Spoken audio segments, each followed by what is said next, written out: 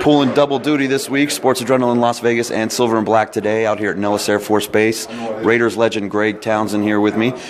We just announced the 5th round selection for the Raiders, correct? Yes. Maurice Hurst. You were a 4th round selection. You ended up being 1st round talent without question. Mo Hurst was talked about as being a possible 1st rounder and then slipped. What do you see from this pick from the Raiders? Are you happy with the pick? Oh, I'm very happy with the pick. I think we're addressing some of our needs that we have, and the pick with Hurst is a D tackle, and we had another pick from the kid from Sam Houston, who's a D tackle as well. So we're addressing those needs, and we have those needs because we need to stop the run and we need to get after the quarterback. And so hopefully those two guys can come in and help us immediately.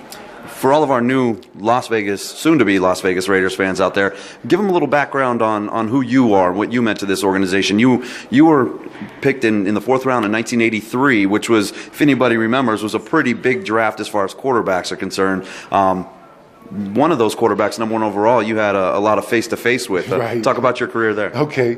Well, I was picked, like you said earlier, in the 4th round. I was a 110th player pick, and I noticed the Raiders had a 110th pick today as well. So it kind of brought back a little nostalgia for me. But being a rookie coming to play with the Raiders, coming from out of TCU, it was an adjustment I had to make. At the same time, it was a long season because we went to the Super Bowl that year, and I watched our team join forces with each other. What I mean by that, we policed ourselves and we made ourselves play. I tried to make Henry Lawrence better. Henry Lawrence tried to make Greg Townsend better, and that's the way we practice.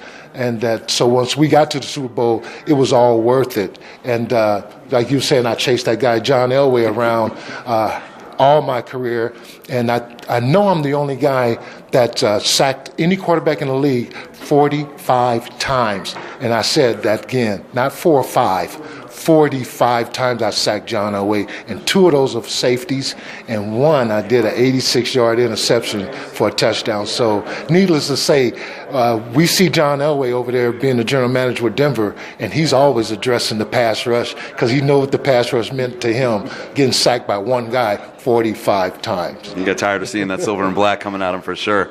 Now, talk about standing here. I mean, right behind you, you see all the iconic symbols here, the Thunderbirds. What it's like to be out here at Nellis Air Force Base and representing the Raiders in what is soon to be their new home? Well, first of all, this is brand new to me, learning about the Thunderbirds and seeing the men and women who flies these planes. It's just been an awesome day today.